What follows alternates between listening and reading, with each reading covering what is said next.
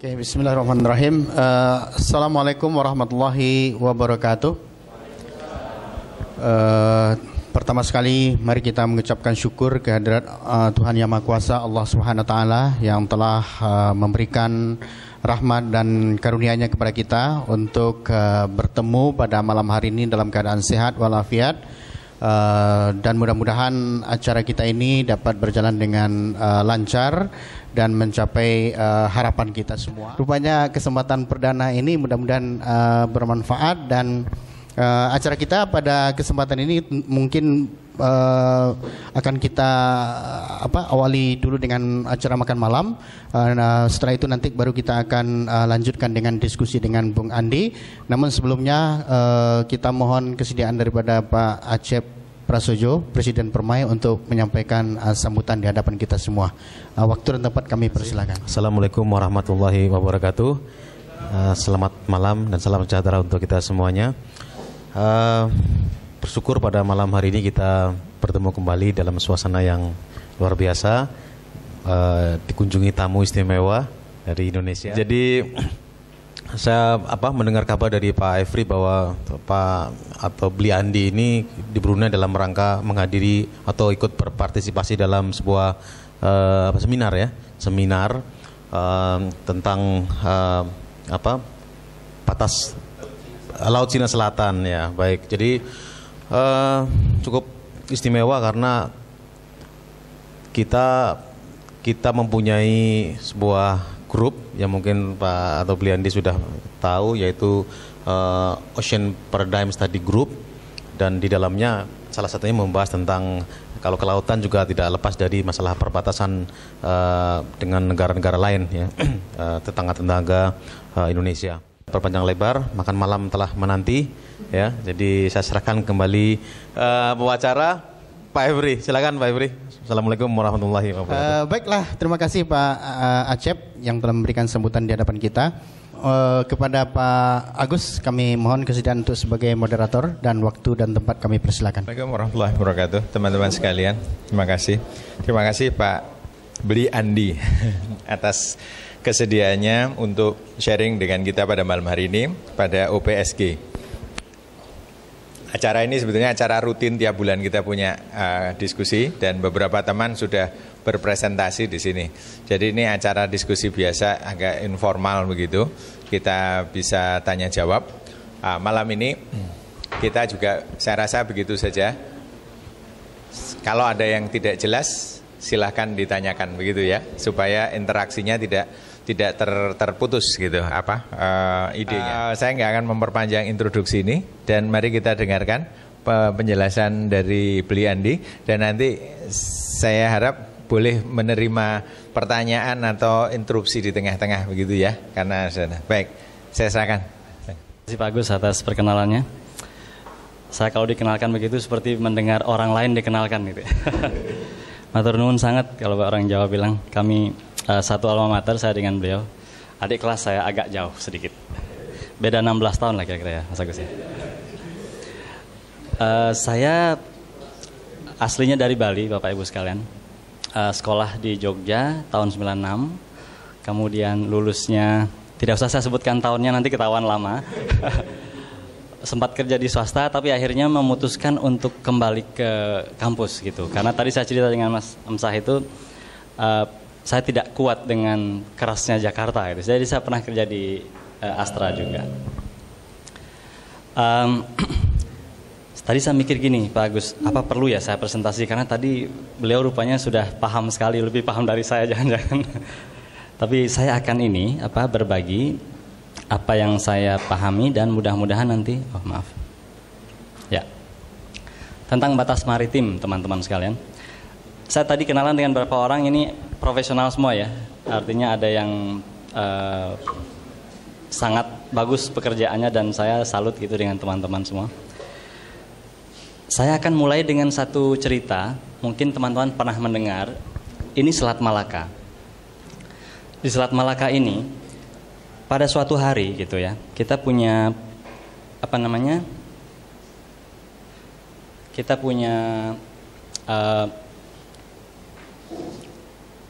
saya taruh aja nih. Kita punya patroli kapal patroli itu menemukan kapal yang biru itu, kapal berbendera Malaysia. Nah, karena patroli kita ini yakin itu kapal ada di laut Indonesia, maka dikejarlah gitu ya. Dikejar, kemudian dikejar lagi, lalu digiringlah dia ke Indonesia kan gitu. Begitu digiring ke Indonesia, ada helikopter datang tuh 3. Helikopternya Malaysia gitu. Dan menuntut agar kapal itu dilepaskan. Karena menurut helikopter itu, ini kapal ada di airnya Malaysia gitu. Tapi petugas kita itu rupanya keren sekali gitu ya, cuek aja dia, tetap digiring gitu. Kemudian helikopternya coba mengikuti, tapi nggak berani juga dia dekat-dekat ke Indonesia, kan akhirnya pulang. Nah, inilah yang menghebohkan itu pada tahun 2011 itu. Dan itu pasti mungkin didengar juga, pokoknya heboh lah gitu ya. Kebetulan yang komentar seperti Ruhut Sitompul gitu ya, yang masa dengan negara sekecamatan Menteng kalah kan gitu bahasanya. Nah, nanti akan saya teruskan apa yang terjadi sebenarnya. Yang kita baca di media kita kan gini, provokasi, bahasanya kita gitu ya. Kalau di bahasa koran gitu ya. Ini lawan dong Nyil gitu. Jadi ini benar-benar menghiasi media kita di zaman itu ketika Ambalat 2005-2008. Ini yang sering kita dengar. Setiap kali ada kasus dengan Malaysia, kita gampang sekali bilang gitu. Tapi kita tambahin ini biasanya.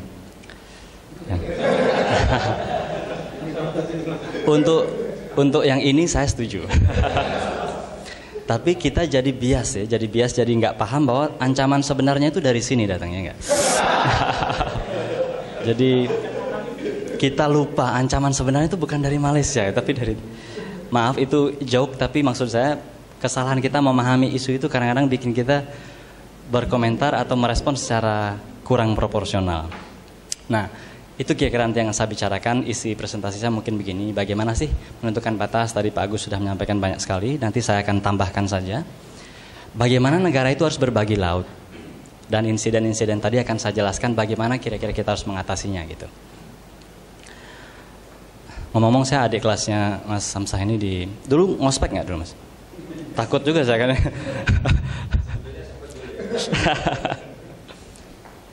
Kalau kita bicara bagaimana negara menguasai laut, itu kan ada sejarahnya, teman-teman sekalian, Bapak Ibu sekalian.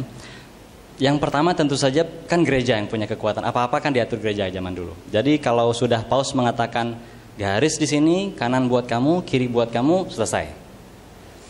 Tapi begitu kemudian muncul naval power kayak Spanyol, Portugis kan mulai besar angkatan laut segala macam, mereka lah yang bagi-bagi gitu. Sama begitu kelakuannya, garis ini buat Portugis, ini buat Spanyol gitu. Lalu begitu negara-negara muncul seperti Amerika segala macam, mulailah ada pemberontakan kan, tidak bagus begitu. Kenapa dunia harus dibagi-bagi oleh segelintir negara saja? Mulailah Amerika mengklaim pertama kali 200 mil dari daratan saya itu milik Amerika. Itu pertama kali Pak Agus. Artinya klaim secara unilateral ya. 200 mil gitu. Itu namanya Presiden Harry S. Truman waktu itu. Dengan keberaniannya itu mendeklarasikan kepada semua negara-negara, ini milik saya. Ternyata tidak diprotes, tapi malah diikuti oleh yang lain. Oh, Amerika aja berani, kita coba juga. Ternyata negara Amerika Latin juga melakukan hal yang sama gitu. Termasuk Indonesia akhirnya menjadi bagian dari itu. Seperti tadi Mas Agus bilang, yang tadinya laut di antara pulau-pulau kita itu laut bebas, kita deklarasikan ini harus jadi milik kita. Nanti yang saya jelaskan lebih banyak. Jadi intinya muncullah klaim-klaim secara sporadis gitu ya, secara unilateral. Nah begitu ada UN terus mikir, kalau dibiarkan negara-negara ini mengklaim masing-masing, berarti kan kacau. Siapa yang kuat dia akan dapat banyak kan. Berarti perlu diatur ini. Muncullah usaha untuk bikin aturan yang kita sebut dengan United Nations Convention on the Law of the Sea, UNCLOS itu. Melalui proses yang namanya United Nations Conference on the Law of the Sea. Jadi ada conference-nya yang menghasilkan convention gitu. Jadi tahun 58 pertama tidak sempurna, tadi Pak Agus bilang tentang definisi landas kontinen yang segala macam itu. Kemudian tahun 60 disempurnakan, dianggap belum sempurna juga, tahun 82 terakhir yang sekarang kita pakai. Jadi singkatannya itu macam-macam. Kalau kita kan nyebutnya UNCLOS ya Pak Agus ya. UNCLOS itu sebenarnya resminya adalah United Nations Conference on the Law of the Sea. Jadi proses konferensinya. menghasilkan konvensi gitu kan. Konvensinya namanya Law of the Sea Convention, makanya saya mengingatnya LOSC. Tapi Amerika punya singkatan lain, Law of the Sea Treaty, pakai T belakangnya. Lost. Jadi wajar dia nggak mau tanda tangan gitu ya. Siapapun nggak mau yang lost gitu ya, tersesat. Tapi itu joke yang sampai sekarang masih berlaku karena memang Amerika mungkin satu-satunya negara besar yang belum meratifikasi, belum mengakui hukum ini. Padahal dia, kalau istilahnya Pak Hasim tuh, waktu diskusi dia talkative sekali gitu. Waktu negosiasi pengen ini, pengen itu, tapi begitu ditandatangani semua orang tanda tangan, dia malah nggak tanda tangan gitu. Nah jadi itu sedikit sejarah teman-teman sekalian, Bapak Ibu sekalian. Nah sekarang saya akan sampaikan, tadi kan kita akui yang tahun 82. Nah menurut tahun 82 ini berarti kan negara itu sekarang diberi hak yang jelas. Apa saja yang boleh diklaim oleh satu negara kan gitu.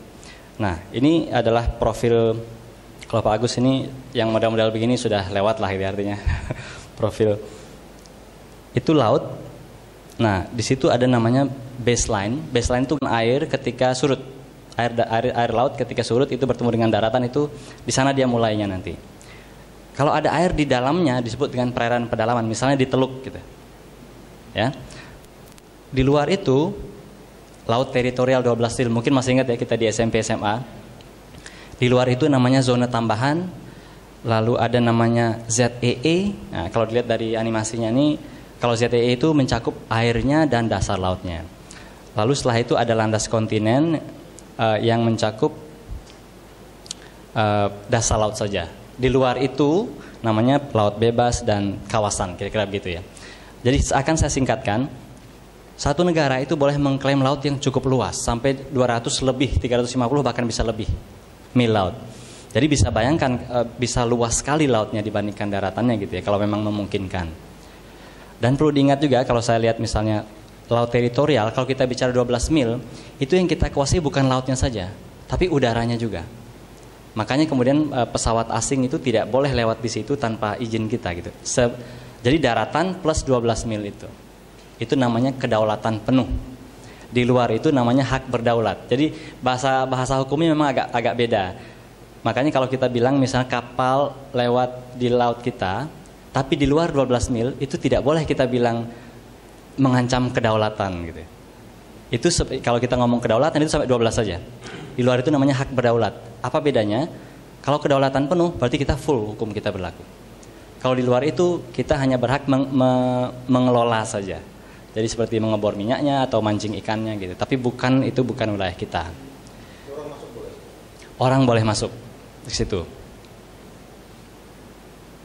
Nah, tapi itu tidak berlaku untuk hanya kayak di Jawa. Jadi di Jawa Kalimantan itu termasuk yang internal. Ya. Nanti saya ada juga nanti slide, mungkin saya bisa bantu nanti jelaskan. Tadi kan 2 dimensi, it comes in 3D kan kalau seperti film-film itu. Jadi kunjungi di teater terdekat gitu ya. Baseline-nya tadi kita kalau masih ingat bagaimana pertemuan antara air dan daratan, baseline dari sana. Kemudian 12 milnya seperti itu diukur. Kan mencakup udaranya, airnya dan dasar lautnya. Di luar itu ZEE-nya, nah itu dia. Saya kira dengan ini mungkin lebih mudah dipahami ya. Kalau ada yang tanya buatnya gimana caranya, pakai PowerPoint saja. Enggak ada yang pasti yang teknik-teknik mikir nih, wah gimana. Pasal-pasalnya kan rumit tuh. Bingung Pak, ada bahasa hukum. Jadi saya coba terjemahkan. Tadi kan saya bilang caranya mengukur itu 12 mil gitu ya, 24 mil dan 200 mil. Bagaimana cara mengukurnya? Karena saya orang teknis, saya akan jelaskan seperti ini. Gitu. Jadi kalau di bahasa hukum ini namanya envelope of arcs gitu. Nah kan bisa, saya kira gampang dipahami ya. Dan kita berarti lihat itu berarti nggak relevan tadi itu. Sehingga nah itu dia menjadi, kalau arcnya tadi 12 mil berarti ini adalah batas terluar laut teritorial. Gitu. Ada juga mungkin yang mikir seperti itu. Jadi sama dengan garis pantai ditarik 12 gitu. Bukan seperti itu caranya. Kita bisa lihat ya bedanya. Ya, gitu. Jadi jangan pakai cara itu, nanti rugi kita. Jadi bukan yang itu. Ya. Nah, Itu tadi namanya garis pangkal normal. Garis pangkal kan tadi baseline itu ya. Kalau garis pangkal garis pantai kita smooth, kita ikutin saja lekuk garis pantainya, dari situ kita ukur 12. Tapi kalau bergerigi seperti ini, negara itu berhak untuk menarik garis pangkal lurus namanya. Jadi garis pangkalnya menghubungkan titik-titik yang menonjol gitu. Nah, kemudian klaimnya dari sana mulainya. Gitu. Jadi air di sini di dalam garis pangkal ini yang namanya perairan pedalaman tadi. Ini adalah laut teritorial. Saya kira bisa dipahami ya. Saya kan orang geodesi ya, jadi jelasinnya pakai begitu. Kalau orang hukum tuh begini jelasinnya. Hukum politik gitu. Ngantuk mahasiswanya pasti kan. Nah, tadi saya bicara tentang teori. Tadi Pak Agus tadi sudah menyampaikan dengan sangat baik. Bagaimana kalau kita terapkan ke Indonesia sekarang kan gitu. Nah, tadi kan kita bicara UNCLOS itu baru disepakati tahun 82 yang terbaru. Sebelum-sebelumnya kan nggak ada aturan. Kita ingat tadi ya, Indonesia pun bahkan mencoba mengklaim sendiri gitu. Kalau kita kembalikan kepada sejarah, Indonesia ketika merdeka, ini kan daratannya seperti ini. Ketika merdeka, seperti itu bentuknya. Jadi mengikuti aturan yang dibuat oleh Belanda sebagai penjajah, yang mengikuti tren yang berlaku saat itu, yaitu ya laut teritorialnya itu 3 mil diukur dari masing-masing pulau gitu. Jadi teman-teman bisa lihat dari masing-masing pulau itu. Jadi bisa dibayangkan kalau saya zoom di situ ya. Kalau zoom gitu. Jadi hanya 3 mil di luar pulau. Jadi laut ini laut bebas ini semua nih. Ya. Yang oleh Perdana Menteri Juanda waktu dilihat, wah ini nggak bagus ini. Bahaya dalam arti kan, karena kita tidak, kalau istilahnya Om Dino Patijalal itu tidak ada di dalam satu selimut kedaulatan gitu. Jadi one blanket of sovereignty. Makanya kemudian Perdana Menteri Juanda mendeklarasikan seperti tadi Pak Agus sudah sebutkan, kita harus lingkupi negara kita ini dengan sabuk dan di dalamnya adalah air kita. Itulah deklarasi Juanda tahun 57 itu. Jadi 57 kita ngomongnya belum 82 ya. Jadi Indonesia sudah memulai bahkan sebelum negara lain mikirin gitu. Hebat sekali kita sebenarnya. Nah, kita deklarasikan pokoknya pulau-pulau yang terluar itu kita hubung-hubungkan pakai garis, itu kita sebut garis pangkal. Air di dalamnya kita sebut perairan kepulauan. Klaim 12 tadi baru di luar itu gitu. Jadi kalau kita lihat, nah seperti itu. Itu yang kita rencanakan. Lalu tadi kan saya ingatkan UNCLOS pertama itu kan tahun 58. Deklarasi ini tahun 57. Nah, posisi inilah yang dibawa oleh delegasi kita untuk diajukan kepada dunia internasional agar diakui gitu. Ternyata waktu itu belum diakui. Tahun 58 kita masih gagal. Tapi walaupun kita gagal, kita tetap bersikeras.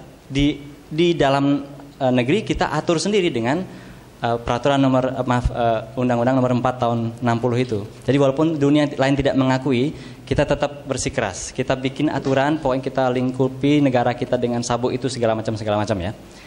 Lalu tahun 60 kita berjuang lagi, tidak berhasil. Tahun 82 akhirnya diakui. Gitu. 82 itu kan UNCLOS sekarang nih. Diakui bahwa negara yang bentuknya tertentu seperti Indonesia ini boleh mengklaim garis pangkal itu menghubungkan pulau-pulau terluar gitu. Tadi Pak Agus dengan benar mengatakan betapa pentingnya pulau-pulau terluar itu bagi Indonesia sekarang, karena dia menjadi seperti anchors gitu untuk memulai kita mengklaim laut kan gitu. Jadi kalau pulau terluar hilang berarti kan berkurang gitu ya. Jadi kalau teman-teman tadi perhatikan, ini yang kita ajukan dulu, ini yang kita dapat. Keren sekali ya. Ini yang kita ajukan, ini yang kita dapat. Jadi justru sebenarnya apa yang kita ajukan dulu ada kantong, kita sebutnya kantong Natuna. Justru dengan adanya UNCLOS itu boleh menarik garis yang lebih panjang sehingga tertutup itu kantong itu gitu. Nah, tadi Pak Agus mengatakan, oke, ini sudah berhasil perjuangannya untuk air di dalam sini. Terus di luar sampai mana? Berarti kan baru sekarang ngikutin 12, kemudian 24 dan 200. Kalau diizinkan oleh ruang kan ada tetangga kita juga gitu. Nah, inilah akhirnya posisi kita terkini. Jadi kalau teman-teman bayangkan tadi Pak Agus tanya ke saya tentang landas kontinen, ini dia Mas Agus, yang merah sedikit ini. Belum, ini lagi survei di sini sama di sini. Ya, di atas. Setahu saya dia di sebelah selatan Sumba, sama di atas Papua, di utara Papua. Itu aja, saya nggak tahu yang lain. Nah, kalau teman-teman Bapak Ibu sekalian perhatikan, di sini misalnya kita kan berhak 12, 24, 200 gitu ya. Di sini kan nggak ada tetangga kita kan. Jadi kita berhak mengklaim sampai 200 tanpa berurusan dengan tetangga lain. Jadi ini namanya ditentukan secara unilateral. Kalau di sini kita memang berhak 200, tapi kan ada Australia yang juga berhak. Makanya garisnya yang merah ini adalah garis kesepakatan gitu, garis bilateral. Nah, bagaimana dengan di tempat lain ini? Dengan Palau tadi Pak Agus bilang dengan Amerika ya, bahkan walaupun ya sekarang dia mengaku sebagai negara sendiri ya. Kita juga punya tetangga, tapi kita belum berhasil menyepakati dengan Palau. Walaupun kita belum berhasil, kita membuat sendiri usulan kita. Menurut kami, menurut kita, menurut Indonesia, disinilah garisnya gitu ya. Palau setuju apa tidak setuju ya nanti kita negosiasi. Termasuk juga di Laut Cina Selatan, nanti akan menarik itu, Pak Agus tadi sudah sempat cerita. Nah, garis merah adalah garis yang sudah disepakati dengan negara lain. Garis putus-putus biru itu garis yang kita pengen, tapi perlu dirundingkan dengan negara tetangga yang terkait. Kalau saya ilustrasikan sekarang Indonesia dalam bentuk yang sederhana, ini kan pulau-pulau. Lalu kita berhasil melingkupi pulau itu gitu kan. Di dalamnya namanya perairan kepulauan. Lalu di situ ada teluk, mungkin seperti kita kalau di kakinya Sulawesi itu kan bisa kita tutup sendiri namanya teluk. Di luar itu baru 12. Nah kan, setelah itu yang 24 tadi. Lalu 200. Lalu landas kontinen di luar itu. Jadi idealnya Indonesia atau sederhananya itu bisa mengklaim laut seluas ini. Gitu. Jadi kalau saya ilustrasikan lebih sederhana lagi, saya tambahin sedikit. Tadi kan saya lupa tadi menyebutkan. Kan air ini tadinya bukan milik Indonesia, bukan? Masih ingat ya? Tapi begitu kita ajukan disetujui. Tapi kan there is no such a free lunch gitu ya. Oke, kamu boleh punya, tapi bukan berarti kita nggak boleh lewat dong gitu. Karena kan dari dulu sudah lewat di sana. Makanya tugas kita kemudian membuat garis di mana kapal asing itu boleh melintas gitu. Namanya Archipelagic Sea Lane Passage. ALKI kalau bahasa Indonesia, alur laut kepulauan Indonesia. Jadi tugas kita menentukan itu. Yang lebih menarik lagi, kalau kita tidak tentukan, maka negara asing itu akan boleh melintas di mana saja yang menurut mereka layak dipakai. Jadi ini tricky ini. Nanti kalau ini bisa ada kuliah sendiri lagi karena ALKI kita masih belum. Jadi itu masih ada kewajiban kita. Kalau saya sederhanakan lagi, kalau ada satu negara kecil di tengah laut tanpa tetangga, berarti sesuai dengan UNCLOS tadi, dia bisa mengklaim laut luas sekali gitu. Jadi saya bahkan bikin satu simulasi gitu, kalau dia cuma 1 kilometer gitu ya, luas lautnya bisa 1 juta kali dari pulaunya gitu. Tapi mungkin nggak kita mengklaim semua itu? Ya nggak mungkin, kan negaranya begini bentuknya kan. Dan kita tahu siapa yang salah, ya nggak? Yang sudah nonton Ice Age 4 masih ingat nggak ini animasi ini? Wah kan, dulu kan 1 katanya, jadi begitu dipakai kenari itu pecah gitu. Kan nggak perlu saya sampaikan ini joke ya. Kalau anak SMA bisa, oh gitu ya Pak ya.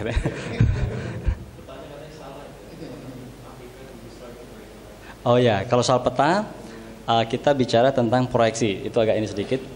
Bumi itu kan bulat. Begitu kita datarkan, bayangkan begini Andi, kulit bumi, jeruk ya. Coba di jeruk ya kita gambar pulau-pulau dunia. Itu kan mewakili bumi. Sekarang peta itu kan datar kan. Artinya pekan kulit jeruk itu kita kupas, didatarkan, apa yang terjadi? Pecah bukan? Jadi tergantung cara mendatarkannya. Makanya untuk proyeksi tertentu, Afrika kelihatannya tidak sebesar yang seharusnya gitu. Ya biasa kan karena hegemoni Barat, maksudnya Afrika. Jadi dia akan fokuskan pusat itu adanya di Eropa gitu kan. Makanya seperti Mas Agus tadi, siapa tadi cerita ya? Oh ya, Pak Agus tadi cerita. Peta itu bisa aja peta dunia kita buat dengan Indonesia di tengah. Kan gitu kan, karena kan bumi bulat toh. Exactly. Seperti Google Earth sekarang, kita bisa putar gimana saja kan, bisa bolak-balik. Dan bahkan kalau Pak Agus pernah lihat yang upside down map itu, jadi peta terbalik. Begitu saya tunjukkan ke mahasiswa, mereka bilang, terbalik Pak. Kata siapa? Saya bilang, bukannya bumi itu bulat. Itu yang saya di tulisan apa namanya, di paradigma kelautan. Saya contohkan peta yang terbalik ini, yang dibuat oleh The Vision of Christ di New Zealand. Iya. Bikin peta itu terbalik. Jadi sampai harus nyuruh bahwa utara itu di utara. atas. Saya mau bilang utara itu di bawah. Jadi petanya itu dibalik, betul begitu. Dan betul juga. Betul juga. Artinya dengan ukuran persis sama segala macam gitu kan. Namanya aja dibalik. Betul. Jadi artinya seperti itu. Oke, kita kembali ke hal yang agak serius. Nah, intinya kan tadi kalau saya ilustrasikan begini, kalau kita ada negara A dan B bertetangga gitu, kan masing-masing ini sesuai dengan hukum tadi bisa menentukan garis pangkal masing-masing gitu kan ya. Setelah itu kan mengklaim 12, lalu 24, sampai di sini nggak ada masalah, nggak perlu perang gitu kan. Tapi kan semuanya berhak mengklaim 200 mil tadi, gitu kan? Semuanya berhak. Jadi muncullah apa yang kita sebut sebagai overlapping entitlement atau overlapping claim. Berdasarkan hukum semuanya memang berhak gitu. Nah kalau keadaan normal kan ya sudah, karena ini kita sama-sama berhak, ini segala macam kita bagi kan gitu kan. Ya tentu saja tidak sesederhana itu. Buktinya memang masih banyak masalah. Kalau sederhana gitu kan tidak usah pakai PSD gitu ya Mas ya. Artinya untung susah gitu ya Bang ya. Bisa hidup juga kita gitu ya. Tadi menarik di Laut Cina Selatan, kesimpulannya adalah jadi katanya masih ada ribuan paper lagi yang bisa kita tulis gitu ya, karena masalahnya belum selesai. Kalau aturannya ada? Oh ya, aturan membagi laut itu tadi. Nah, yes, ada aturannya itu. Kalau saya sampaikan secara singkat, tergantung apa yang overlap. Kalau dia dekat sekali, berarti yang overlap adalah laut teritorial, betul nggak? Kalau jaraknya dekat sekali. Nah, kalau laut teritorial yang bertampalan, itu mengacunya ke pasal 15 di UNCLOS itu tadi. Dikatakan bahwa metode untuk itu pakai garis tengah. Kalau garis tengah, orang seperti saya, orang teknik, gampang kita Bang ya. Artinya ya udah kita tinggal ukur aja dengan prinsip-prinsip matematika, dapat garis tengahnya. Tapi begitu yang overlap itu ZEE atau landas kontinen, yang dalam hal ini memang lebih sering, hukumnya tiba-tiba tidak ngomong apa-apa tentang metode. Nggak ada metode. Yang dia bilang begini, harus dibuat batas untuk mencapai solusi adil. Jadi equitable solution is the quote. Nah, equitable solution itu kemudian diterjemahkanlah oleh, makanya kita perlu orang-orang seperti Pak Asim Jalal yang ketika berunding itu firm gitu. Ini yang menurut saya adalah solusi adil gitu. Karena kan tidak disebutkan metodenya harus sama jarak atau harus sama ini gitu. Jadi itu sebenarnya yang kemudian memberi ruang negosiasi yang lama. Makanya kemudian batas kita dengan Vietnam itu dimulai tahun 78, ditandatangani tahun 2003. Jadi saya lahir sampai saya nikah gitu kira-kira. Baru ditandatangani gitu. Terima kasih. Nah, jadi setelah kita anggaplah tadi membuat garis itu gampang gitu ya, sehingga kemudian itulah yang menjadi garis final antara negara A dan B. Nah, teman-teman pasti sekarang setuju dengan saya, ini adalah garis batas ZEE negara A yang ditentukan secara unilateral, betul? Nah, ini juga batas negara A, ZEE negara A, tapi ditentukannya bilateral melalui perundingan. Kalau tidak bisa berunding, kita sampai ujungnya ke Mahkamah Internasional. Kalau berundingnya saja kita dengan Malaysia, misalnya kita tidak perlu ke Mahkamah Internasional, kita bisa rundingkan. Ya sudah, bertemu saja 50 kali kan gitu kan. Di Bali, ya sambil gitu kan. Dan memang sampai sekarang seperti itu, masih. Bagaimana dengan Indonesia? Indonesia itu memiliki 10 tetangga. Jadi mulai dari India, tadi Pak Agus bilang India, Thailand, kemudian turun lagi Malaysia, ada Singapura, ada Vietnam Utara lagi, kemudian Filipina, lalu Palau, lalu Papua Nugini, Australia dan Timor Leste. Kenapa Cina tadi Pak Agus sebut, nanti saya akan sebutkan. Dan karena kita secara formal nggak pernah mengakui, tapi ada analisis tadi. Jadi seperti itulah kira-kira kalau, nah itu yang sudah. yang sudah ditetapkan. Dengan 3 itu belum sama sekali. Filipina belum pernah sama sekali, Palau belum sama sekali, Timor Leste juga belum sama sekali. Yang Singapura sudah, tapi karena memang ya sudah. Nanti ada ininya mungkin ya. Nah, saya akan kecilkan sedikit ya ke yang lebih fokus di dekat kita sekarang. Saya cepatkan. Nah, itu adalah garis-garis yang sudah kita sepakati dengan India, Thailand, Malaysia, Vietnam. Jadi kelihatannya sudah lengkap. Tapi jangan lupa Bapak Ibu sekalian, teman-teman sekalian, garis ini semua adalah garis yang membatasi landas kontinen saja. Landas kontinen itu artinya dasar laut kan. Kenapa seperti itu? Karena ketika ini dirundingkan, negara itu baru kan tadi UNCLOS itu ada yang tahun 58, 60, 82 ya. Ini dirundingkan sebelum 82 semua. Mulai dirundingkannya. Nah, bedanya UNCLOS 82 itu apa? Bedanya adalah negara berhak atas air laut sampai 200 mil. Sebelum itu nggak berhak atas air laut sampai 200 mil. Yang berhak adalah laut teritorial dan dasar lautnya sampai tadi Pak Agus sebutkan. Jadi artinya begini, kalau sebelum 82 ada negara itu berbagi laut, yang dibagi pasti dasar lautnya. Ya, karena hak terhadap air kan belum ada gitu. Jadi orang belum mikirin bagi-bagi air ketika itu. Makanya ketika bikin garis di sini tahun 69, otomatis Indonesia dan Malaysia baginya dasar laut saja. Airnya kan milik siapa saja kan gitu. Ketika itu. Begitu tahun 82 muncul UNCLOS yang memberi hak terhadap air, baru mikir kita kan. Nah, kalau saya zoom sekarang di sini, saya zoom gitu ya. 3 dimensinya. Nah, itu garis batas yang ditetapkan tahun 69. Berarti membagi dasar laut saja kan gitu. Tapi kalau kita lihat peta kan ya peta itu kan garisnya cuman di situ kan. Cuman kita baca legendanya bahwa garis inilah garis yang membagi dasar laut gitu. Nah, sekarang pertanyaannya, di mana garis untuk membagi airnya? Kan gitu kan. Indonesia maunya di situ. Maunya kita di situ. Kenapa maunya di situ? Tadi pertanyaan Bang Acep tadi ini masuk ke sini. Kan aturannya mengatakan equitable solution. Menurut kita equitable itu sama jarak. Artinya apa? Maksudnya sama jarak itu bisa disebut equitable kan kalau tidak ada faktor-faktor lain kan gitu. Nah, Indonesia maunya di situ karena alasannya ini adalah sama jarak. Artinya dengan kata lain, garis yang dulu itu yang membagi dasar laut itu sebenarnya agak dekat ke Indonesia dulu. Makanya ya, kalau dulu landas kita kan bagi dasar laut. Dulu itu tidak menggunakan prinsip jarak, tapi kedalaman. Bentuk dasar lautnya kayak apa, di mana pembagiannya. Jadi tadi Pak Agus sudah menyebutkan secara singkat, landas kontinen satu negara bla bla bla hingga kedalaman 200 kan itu.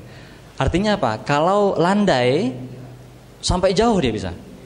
Saya akan lengkapi definisinya berdasarkan UNCLOS tahun 58 itu definisi persisnya gini. Satu negara landas kontinennya itu sampai kedalaman 200 atau sampai pada titik yang bisa dieksploitasi. Bayangkan bahaya sekali definisi itu kan. Kalau negaranya hebat bisa punya teknologi ya dia akan sampai nun jauh di sana kan, seperti sejauh mata memandang gitu. Nah, dalam pembagian laut itu pun begitu, Mas. Artinya digunakanlah prinsip-prinsip kedalaman, di mana titik itu paling dalam itu akan menjadi batas. Itu salah satu pertimbangannya. Natural prolongation misalnya. Nah, Indonesia mau, ini kan kita berbagi air sekarang. Kalau dasar laut kan sudah lah gitu ya. Airnya menurut Indonesia udah di situ aja. Kenapa di situ? Karena menurut kita kalau kita terjemahkan prinsip equitable solution itu adalah di situ. Tapi Malaysia nggak mau. Malaysia pengennya di situ. Artinya kita kan sudah punya garis katanya di dasar laut. Ya sudahlah, itulah kita tarik ke atas. Dengan pertimbangan apa? Practicality. Sebenarnya kalau kita bicara, mungkin kalau Mas Agus sebagai orang yang praktis ada benarnya gitu. Karena kan nanti kan ribet tuh kalau misalnya garisnya berbeda. Tapi dari segi hukumnya bagaimana dan bagaimana keadilan segala macam ini menjadi debate. Inilah menjadi sumber perdebatan sekarang. Kenapa? Batas ZEE kita di Selat Malaka itu belum tuntas. Jadi kedua negara ini punya pandangan sendiri untuk membagi airnya gitu kan. Tapi kan akibatnya apa sekarang? Peta kita kan sudah keluar. Di di mana kita pengennya garis itu, kita udah keluarin petanya. Malaysia juga. Akibatnya ada satu kawasan overlapping kan. Kita pengen punya, dia pengen punya kan gitu. Nah, menariknya lagi, kita memberikan tugas kepada patroli kita di lapangan berdasarkan peta klaim kita. Jadi kalau misalnya ada Malaysia ke sana, kan gitu kan? Atau sebaliknya gitu. Gitu. Tapi itu kan di ZI kan? Nggak boleh, katanya tadi kalau ZI nggak masalah, bukan teritorial. Hanya orang masuk boleh kan? Masuk, ini mancing. Ini mancing, sorry, maaf. Nah, ini eksploitasi, di mancing. Ngambil. Kalau lewat boleh. Freedom of navigation boleh. Tapi ini, sorry, saya tadi lupa menjelaskan. Lewat sambil mancing gitu. Jadi kasusnya kalau yang Malaysia sama Indonesia itu belum sampai ngomongin ke ZI. Jadi itu 200 mil. Nah ini masih antara Malaysia sama Indonesia. Maaf saya koreksi. Kalau ini yang saya maksud ini di agak utara, ini sudah masuk kali ini. Bukan yang di selatan. Ya. Ini dia Selat Malaka yang bagian utara kalau ini sudah masuk. Jadi memang CTE, tapi tadi saya lupa menjelaskan, yang saya maksud ini datang dan mancing. Jadi benar-benar mengeksploitasi sumber daya. Kita kan tadi saya maunya nanti menghubungkan dengan ilustrasi saya yang pertama nanti gitu. Ya, yang halaman saya pertama tadi. Jadi kita datang, dia bilang kamu masuki perairan saya kan gitu kira-kira kan. Karena semua petugas di lapangan kan tidak dijelasin seperti saya tadi gray area apa gitu. Pokoknya garis kita pertahankan sampai mati kan kira-kira gitu kan. Nah, gimana kalau begini? Kan gitu kan. Tapi ya kira-kira gitulah. Karena doktrinnya sama gitu kan. Nah, inilah yang terjadi di Tanjung Berakit dulu. Kita tangkap nelayan mereka, petugas kita ditangkap sama mereka gitu. Yang tahun 2010 gitu. Nah, inilah yang terjadi di tahun 2011 yang tadi saya bilang nanti akan senang. Kalau saya ubah sekarang skemanya tadi kan 3 dimensi, sekarang jadi 2 dimensi gitu ya. Kita punya petugas di sini, ini garis dasar laut. Tapi karena ini petanya 2 dimensi kan tetap aja kelihatan garisnya di sana. Lalu untuk air kita maunya di sana. Jadi kalau dilihat kan kuning ini berarti kira-kira di tengah-tengah antara itulah. Kalau merah itu kan agak dekat dengan kita. Maunya kita di sana untuk CTE-nya kan. Malaysia maunya di situ. Jadi benar-benar berhimpit dengan garis yang sudah kita tentukan tahun 69 itu. Akibatnya ya di situ berarti kan overlapping area tadi.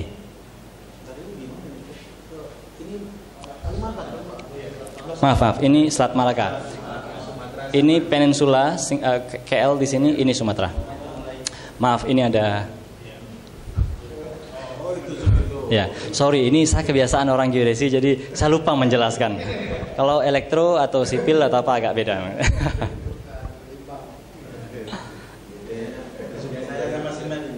Ya, saya punya cerita itu kan waktu kos dulu, kan biasa kita manggang ya, kalau di Jogja kan gitu, bikin jagung bakar gitu. Teman saya undang orang mesin. Saya bilang nanti pokoknya dari Monjali perempatan itu 100 meter, saya bilang rumah saya, kos saya gitu. Terus dia protes, ini enggak 100, ini sekitar 78 meter gitu. Kalau orang mesin lain ya ketelitiannya gitu. Presisinya lebih ini. Saya merasa bersalah ini. Jadi mungkin masalah itu, jadi masalah skala aja. Nah, kita punya petugas di situ. Tadi saya akan lanjutkan ceritanya. Terus ada kapal berbendera Malaysia di situ. Jadi the rest of the story, teman-teman, Bapak Ibu sekarang sudah tahu gitu ya, kenapa kita tangkap gitu. Karena doktrin kita memang ya garis kita yang kuning itu kan gitu. Dan seterusnya. Nah, begitu tangkap ya datang dia, kemudian negosiasi sebentar, kita tetap tidak izinkan dan segala macam dia. Nah, dia tentu tidak berani masuk ke kita karena sudah ingat tadi yang laut teritorial, yang 12 kalau dia di sana ya dia benar-benar telah melanggar kedaulatan gitu, makanya dia pergi. Nah, ini Ambalat ini. Ini bisa ceritanya bisa panjang sekali. Saya kira Pak Agus juga pasti ngikutin dulu dan karena mungkin ini ya terlibat atau apa. Saya akan ceritakan apa yang terjadi di Ambalat. perspektif teknis legal ya. Kalau saya tidak politik saya nggak masuk lah. Borneo itu kan dibagi 3. Artinya Indonesia, Malaysia, ada Brunei. Tapi kita dalam hal ini kita bertetangga dengan Malaysia saja karena kita tidak bersentuhan kita dengan Brunei. Nah, batas daratnya kan jelas di membagi Brunei itu, dan dia di sini ini Pulau Sebatik ini dibagi 2 kan gitu ya. Jadi garis itu memotong Pulau Sebatik di lintang 4 derajat 10 menit gitu. Tapi kemudian pertanyaannya adalah lalu lautnya gimana gitu kan? Membagi-baginya gimana? Karena maaf sebelumnya saya tadi lupa menjelaskan, wilayah atau batas wilayah suatu negara itu mengikuti penjajahnya. Itu doktrin nomor 1 di hukum internasional yang berlaku sekarang ini. Jadi wilayah kita adalah wilayah Belanda, titik. Malaysia adalah warisan Inggris kira-kira gitu. Artinya apa? Kalau Inggris sama Belanda sudah menetapkan batas zaman dulu, beres urusan. Karena kita tinggal ngikutin itu aja. Ternyata dulu Inggris mungkin di zaman itu perhatian orang terhadap laut belum setinggi sekarang, sehingga tidaklah dibuat garis membagi laut, belum dibuat. Sehingga kemudian Indonesia dan Malaysia merencanakan membuat garis gitu kan. Dan seterusnya. Kemudian ketemulah Sipadanan Ligitan. Nanti kita bisa cerita itu. Nah, Sipadanan Ligitan ada di sana, Karang Unarang ada di situ kalau pernah mendengar ininya. Nah, menariknya dulu bahkan sebelum batas itu ditetapkan, Indonesia sudah membuat concession block. Jadi sudah menetapkan konsesi-konsesi minyak untuk diserahkan kepada perusahaan lain. Contohnya di situ itu tahun 66. Lalu tahun 70. Jadi konsesi itu diserahkan pengelolaannya kepada perusahaan tertentu gitu ya. Menariknya tahun 79 Malaysia mengeluarkan peta. Seperti itu. Nah, kelihatannya kalau dari sini salah kan? Maksudnya ya dia mengklaim apa yang sudah kita klaim. Tapi begini, saya akan coba menjadi akademisi ini sekarang ya, walaupun ada Garuda di sini ya. Apa yang dilakukan oleh Indonesia kan sebenarnya adalah melakukan klaim sepihak, betul? Oleh Indonesia tadi. Dan Malaysia tidak protes kan gitu. Karena kan memang garisnya belum ada tuh. Mana laut saya, mana laut kamu kan memang belum ada. Kita coba lakukan tetapkan satu blok, Malaysia nggak protes ternyata. Tapi masalahnya kemudian walaupun dia nggak protes, secara hukum dia ternyata tidak mengakui itu. Dan dia muncullah tahun 79 dengan peta. Sebenarnya apa yang dilakukan Malaysia dengan kita itu sama, cuman bedanya dia belakangan gitu. Nah, bedanya lagi atau benernya kita adalah begitu dia keluarkan peta, kita bilang kita nggak akui. Jadi secara diplomatik hukum, apa yang kita lakukan itu kuat untuk membuat klaim dia itu menjadi lemah. At least ketika nanti terjadi perundingan gitu. Itu yang tadi Pak Agus juga sempat cerita tadi, inilah salah satu bagian dari peta tahun 79 itu yang dia keluarkan. Jadi 79 ingat, berarti sudah ada UNCLOS pertama, kedua, tapi belum ada UNCLOS ketiga.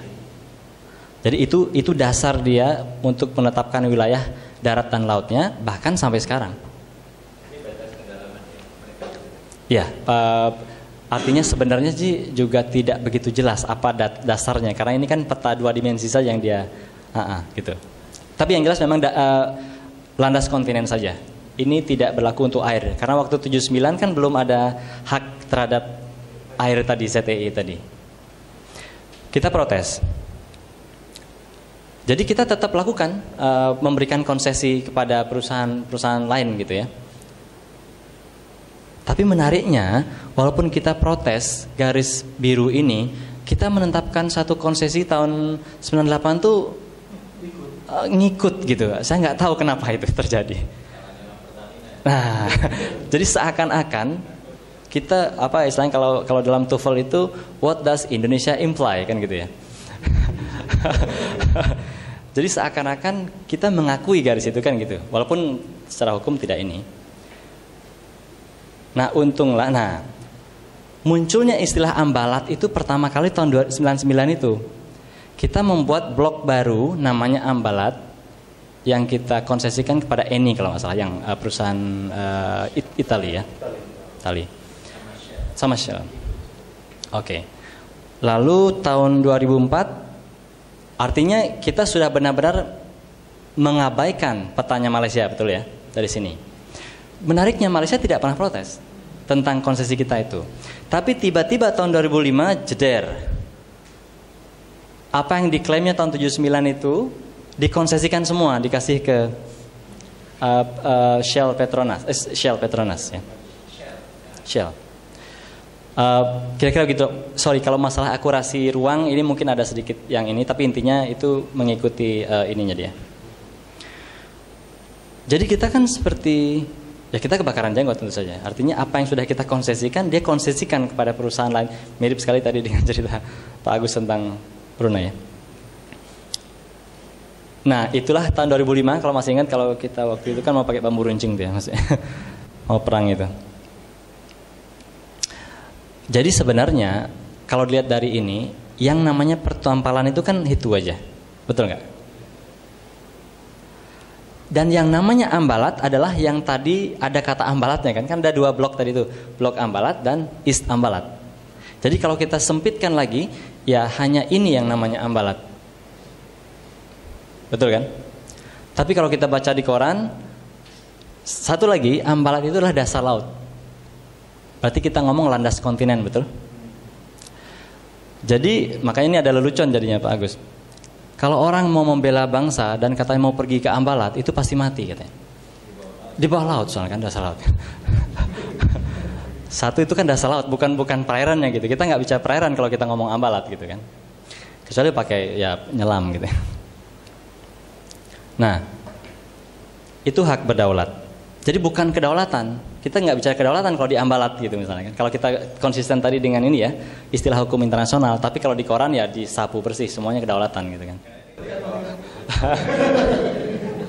Itu kan yang ditulis persis seperti itu gitu. Jadi terima kasih Pak Agus. Kalau boleh saya lanjutkan. Jadi intinya itu. Nah, saya akan ini kritisi bagaimana media memberitakan ini biasanya. Tahun 2009 ada kapal Malaysia ke sana. Ulangi, ya. Di semua koran menyebutkan Malaysia memprovokasi masuk ambalat. Gitu. 1, ambalat itu ternyata bukan itu, kita udah tahu tadi. Yang mana ambalat? 2, ambalat itu dasar laut, bukan air gitu ya. Kemudian, nah sekarang saya akan penuhi mandat ketua. Kita ingat kan, kita kan adalah negara kepulauan yang boleh menarik garis pangkal itu yang menghubungkan pulau-pulau terluar. Oke, kita lupakan apa yang sudah terjadi tadi segala macam. Kalau kita mulai benar-benar dari fresh gitu ya, bagaimana ininya, bentuknya. Nah, itu kan 12-nya tuh. Malaysia juga berhak atas 12 kan, tapi 12-nya dia bukan dari garis pangkal lurus, tapi dari masing-masing pulau kan gitu, karena dia bukan negara kepulauan.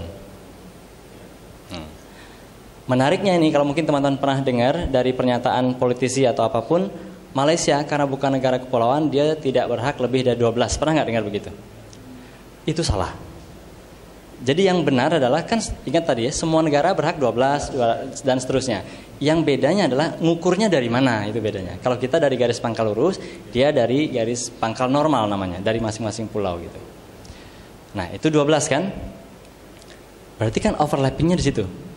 Saya sederhanakanlah bentuknya nih ya. Lalu kalau kita sama-sama mengklaim zona tambahan 24 kan? Kan gitu. Di situ. Dan seterusnya berarti kan? Nah, kalau sampai 12 saja, 24 saja kita lihat, ingat tadi kalau 12 kan aturan hukumnya mengatakan pakai garis tengah. Kalau sampai 12. Tapi lebih dari itu kan equitable solution. Artinya garis tengah juga boleh. Kalau saja memang itu dianggap adil kan gitu. Exactly. Nah, kalau saya ini diminta menjadi benar-benar pure technical, pure legal, saya bilang kemungkinannya di situ garis batasnya. Dan Indonesia pasti nggak akan mau. Tadi kan kita mengklaimnya sampai, ingat yang saya masih sisakan yang merah ini, ya. Jadi ini purely academic analysis gitu ya, dan jangan dikatakan saya tidak nasionalis. sudah sering soalnya saya dikatakan begitu. Jadi begitu, itu salah satu opsi kan gitu. Kalau kita ngikutin tadi. Tapi lagi-lagi persis seperti yang Pak Agus bilang, kesepakatan. Artinya apa? Kalau kita ngotot, saya nggak mau di situ garisnya, ya sampai komputer beranak juga nggak akan selesai kan. Kalau kita bilang nggak mau di situ. Indonesia kemungkinan besar maunya begini. Kenapa maunya begitu? Kita sudah pernah klaim dulu, tidak diprotes oleh dia. Itu bisa jadi dasar kan. Kita sudah beraktivitas, dia tidak pernah protes gitu. Dan si Padang Digitan karena sekarang dia menjadi milik Malaysia. Dulu tidak dimiliki siapapun, sekarang dimiliki Malaysia. Maka dia diberikan, ingat ya, pulau itu kan 12 mil harus dapat segala macam ataupun lebih. Nah, jadi pulau kecil itu minimal apapun situasinya harus diberikan hak 12. Jadi kalau kita mau negosiasi nih, pulau kamu kan kecil. Jadi kita abaikan. Abaikan itu artinya dia dapat 12 saja. Jadi tidak kita beri 24 dan seterusnya. Nah, Indonesia kemungkinan approach-nya akan seperti itu. Karena ini adalah pulau kecil, kita berikan 12 saja dan seterusnya dan seterusnya. Dan ini muncul di peta terakhir kita. Sebagai garis yang kita pingin. Tadi kan ada berapa tuh yang kita pingin ya. Ini muncul untuk Laut Sulawesi. Jadi kalau ditanya ini adalah kemungkinan, Mas. Kalau kita menerapkan aturan-aturan hukum, tapi lagi-lagi aturan hukum itu kan tadi yang di luar 12 itu tidak baku juga. Kita nggak bisa langsung straightforward harus begini gitu. Makanya negosiasi. Nah sekarang Indonesia dan Malaysia itu terus negosiasi. Dari tahun 2005 sampai sekarang itu sudah 26 kali kita biasanya tukar-tukaran tempatnya. Kadang di Malaysia, lalu di Indonesia. Jadi di kotanya juga berganti-ganti. Setahu saya, ini juga informasinya belum tidak dikonsumsi publik. Kita sudah berhasil menyepakati satu segmen di dekat sini, tapi pendek gitu ya, segmen pendek. Masalahnya adalah Indonesia dan Malaysia itu menyepakati, ada satu prinsip disepakati, nothing agreed until everything is agreed. Jadi artinya belum akan ada tanda tangan batas kalau tidak, kan Indonesia dan Malaysia ini banyak di Selat Malaka, di sana, di sini. Jadi ada approach seperti itu, Mas. Sebenarnya tujuannya adalah agar cepat gitu, karena kan udah cepat aja lah, karena kan nggak akan ada tanda tangan nih sebelum semuanya gitu. Tapi ternyata memperlambat atau paling tidak tim negosiasi dilihat oleh masyarakat itu tidak bekerja dengan cepat. Karena kan begitu ada progres tidak dilaporkan, ya nggak? Artinya begitu ada kesepakatan sedikit, nggak mungkin muncul di koran, karena kan kesepakatannya tadi nothing agreed until everything is agreed gitu kan. Kira-kira kan begitu. Sehingga rakyat tidak melihat, terutama yang kritis gitu ya, kok dari dulu perundingan tidak ada kemajuan. Jadi sebenarnya salah satu saran saya nanti di tesis saya itu salah satunya itu adalah mengubah itu approach itu. Jangan pakai nothing agreed until everything is agreed gitu. Karena kan sekarang rakyat beda nih perilaku tuntutannya terhadap keterbukaan informasi. Beda kalau dulu ya udah kalau nggak ada berita berarti nggak ada apa-apa kan gitu. Sekarang jadi itu salah satunya. Nah itu dengan Malaysia memang selalu menarik dan paling menarik kalau dengan Malaysia. Tapi sebenarnya dengan negara lain pun kita juga punya isu juga gitu. Saya kebetulan tinggal di Australia, saya akan coba gambarkan di Australia kayak apa.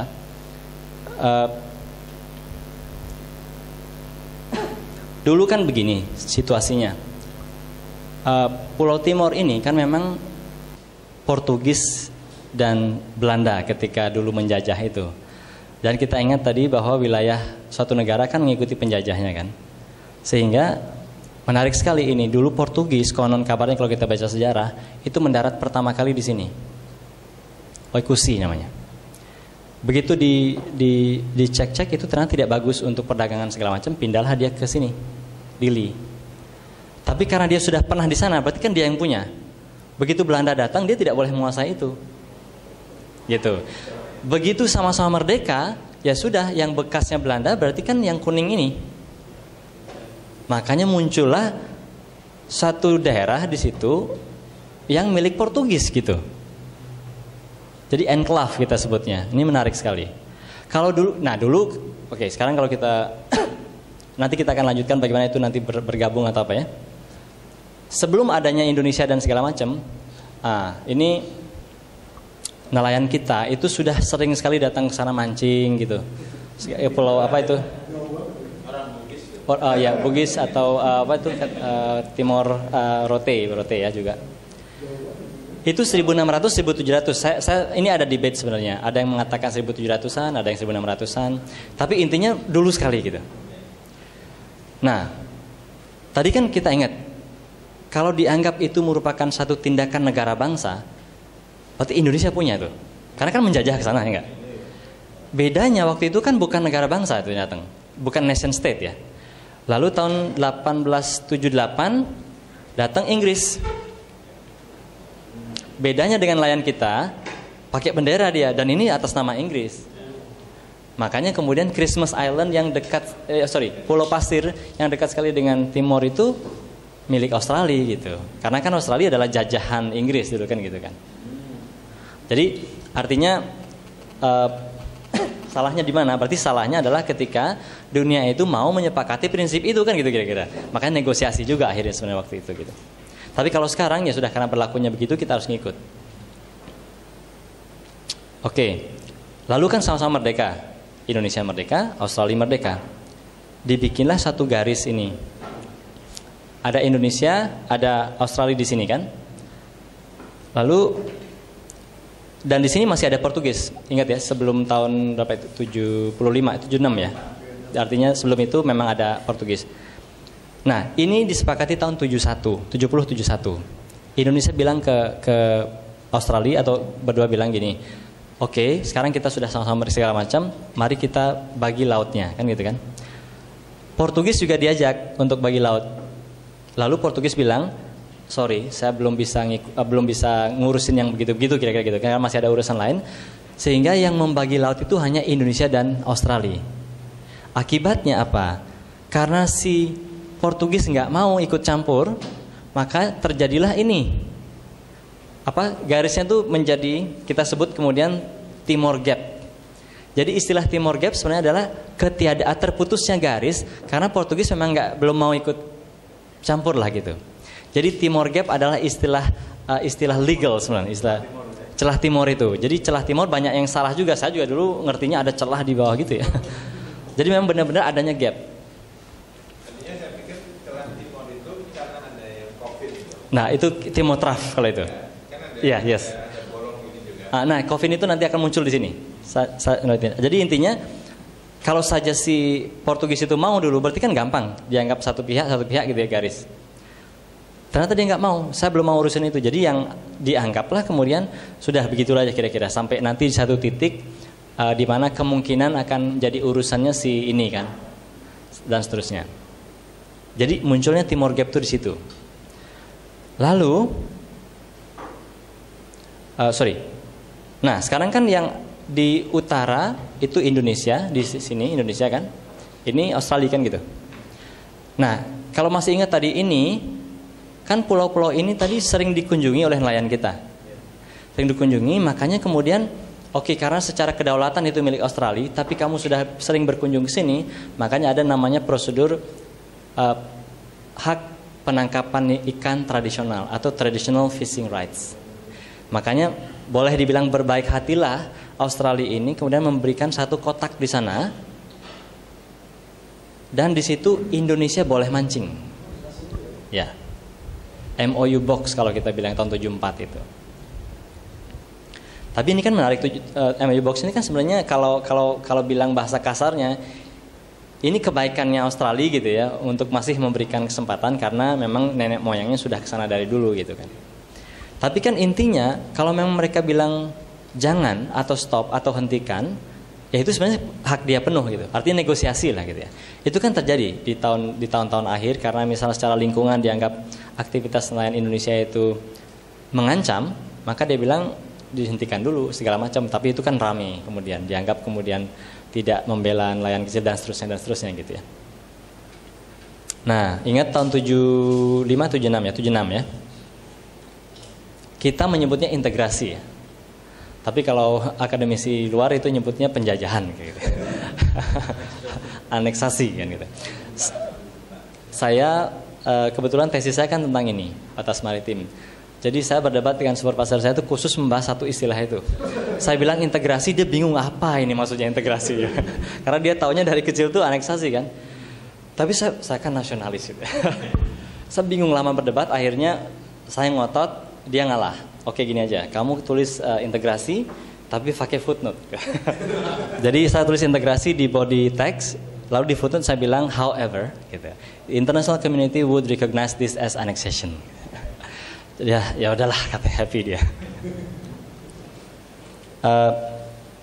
Jadi begitu berintegrasi dengan Indonesia, sekarang kan berarti maunya si Australia ini, oke dulu kan ada gap nih di sini nih. Ini kan udah jadi milik kamu sekarang. Udahlah kita tutup aja tuh gap itu kan. Jadi tutup gap ini jadi garis A.A16 A17 namanya gitu ya. Kalau ditutup apa yang terjadi? Semua minyak yang ada di sini punya Australia kan, semua sumber daya di sini baru punya Indonesia kan gitu. Indonesia udah pinter, kalau dikasih begitu kan nggak dapat apa-apa kita, padahal di situ banyak banget minyaknya gitu.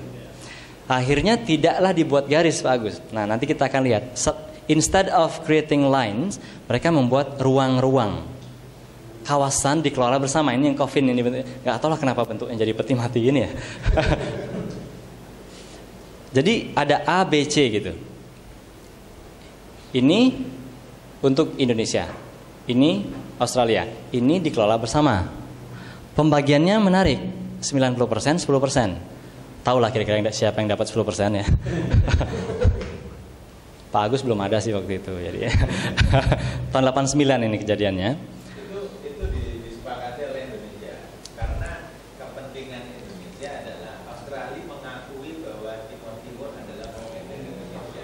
Jadi itu tanda tangannya di atas itu pakai pesawat itu, tanda tangannya. Oke, saya terima Indonesia memanglah menyerah, minyaknya kalah gitu. Cuma kemenangannya adalah kemenangan politik, bahwa itu Australia mengakui bahwa Timor adalah bagian dari Indonesia. Gitu. Dulu dosennya beliau ini Pak Yohanes yang paling getol waktu itu rektor UGM, Pak Yohanes yang sekarang diangkat jadi pahlawan nasional ya. Itu yang paling getol memperjuangkan ini gitu. Tapi ya gitulah. Jadi seperti itu. Intinya di sini ini akhirnya muncul satu preseden. Jadi garis batas itu nggak selalu harus berupa garis. Kalau memang belum disepakati, bisa saja dibikin satu ruang dikelola bersama dulu. Jadi ini kan 50 tahun umurnya, setelah itu baru dipikirin gitu. Jadi bukan merupakan garis batas, tapi penyelesaian sementara. Tapi 50 tahun sudah habis rupanya ya kan.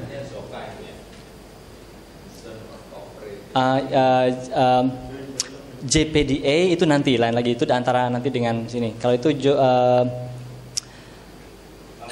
Joint Cooperation Zone. Ada mungkin nama lain ya, saya kurang tahu malah ya. Nah itu tahun 89.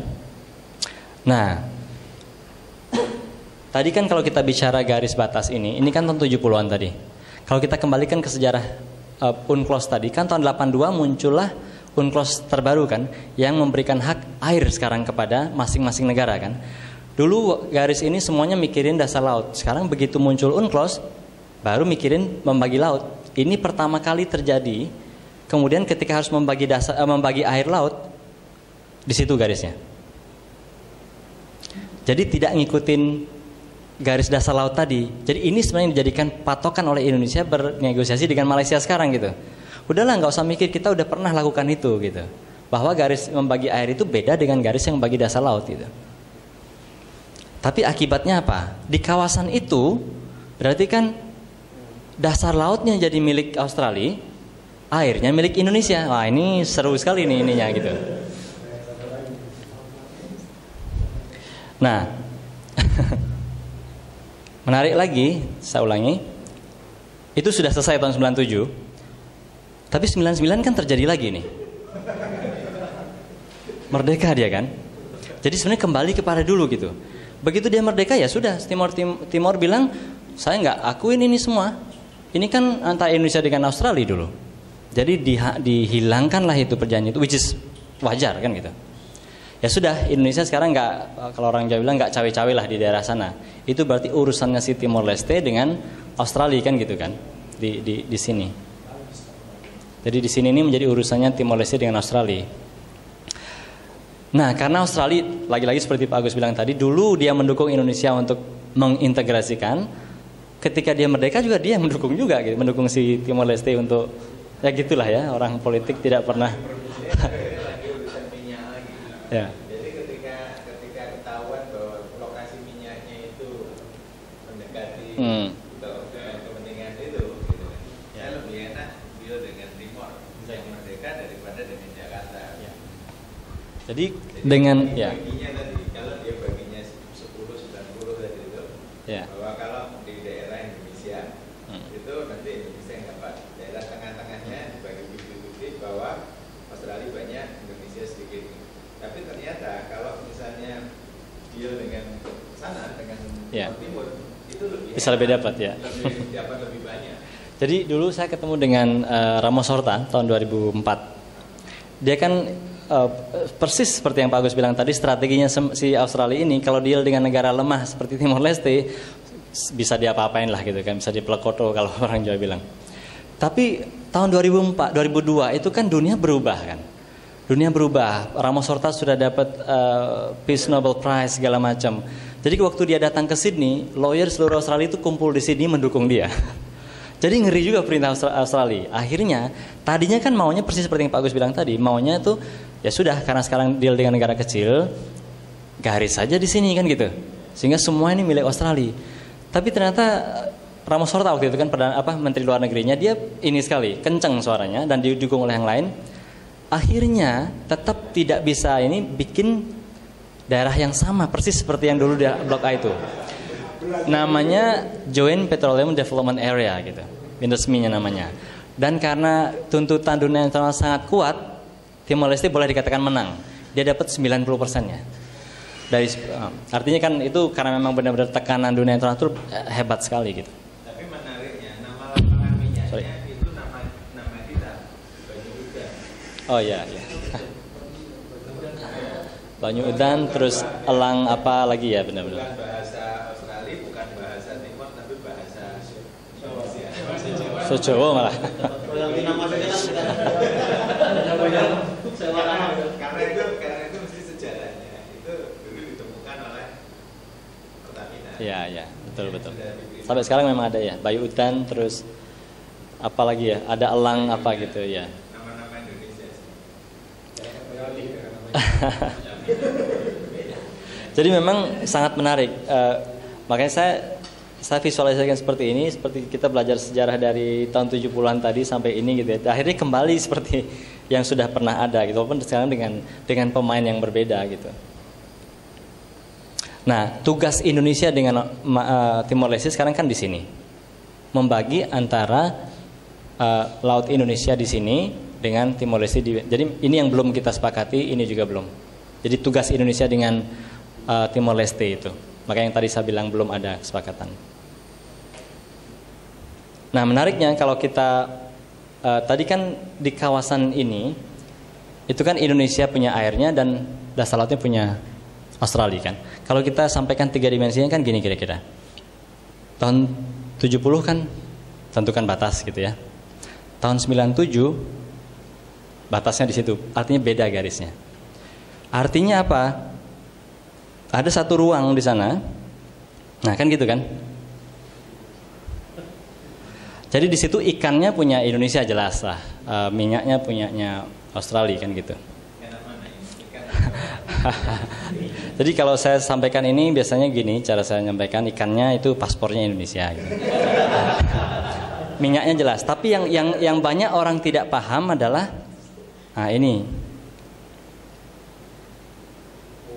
teripang itu punya Australia. Kenapa? Karena itu di bahasa hukum itu namanya spesies sedentary species. Jadi spesies yang ketika dia panen itu hidupnya harus nempel di dasar laut. Itu dianggap sumber daya dasar laut. Gitu. Jadi teripang mentimun laut ya apa istilahnya itu? Kalau ada prinsip effectivity gitu kan. Iya. Effectivity itu yang selalu menangkap teripang itu orang Bugis. Sejak Australia belum ada Australia. Benar. Yang dulu berjualan trading dengan Cina bahkan orang Makassar sebenarnya bukan orang. yang membawa tamarin asam itu kan dingo juga, anjing ras Makassar itu kan yang sekarang menjadi anjing lokalnya Australia itu sebenarnya dari sana datangnya. Terus yang ngajarin David Reeves salah satunya. Yang menulis tentang orang Bugis. Ya. Sama ini juga kalau menurut kuliahnya David Reeves itu seorang Indonesianis di New South Wales yang ngajarin aborigin itu ngerokok, ternyata orang kita. Jadi ternyata waktu trading dulu datang tuh bawa cerutu gitu, bawa tamarin segala macam. Makanya bahasa-bahasa di sana seperti Punggawa itu sampai sekarang masih ada. Ya. Ya, jadi kalau ditanya siapa yang discover Australia, itu jauh sebelum James Cook datang orang-orang kita sudah di sana. Tapi kan bedanya tadi dengan tradisi menulis ya, tradisi mengabadikan itu ya tidak bawa bendera juga. Jadi yang menarik itu ya. Sama ingat nggak Pak Yusuf Kala waktu di diaspora cerita orang Bugis itu senjatanya tiga ujung. Pernah dengar? Belum pernah dengar. Jadi Pak Yusuf Kala mengingatkan ujungnya itu 3. Satu ujung, ujung lidah. Yang kedua ujung anu. Yang ketiga adalah ujung badik. Oh, oke, ya. Jadi orang Bugis menurut penulis Australia yang saya baca itu Plantiers kalau saya dulu. Orang Bugis itu sebelum orang Australia datang ke sana tahun 1500-1700-an itu, orang Makassar Bugis itu sudah menetap di sana.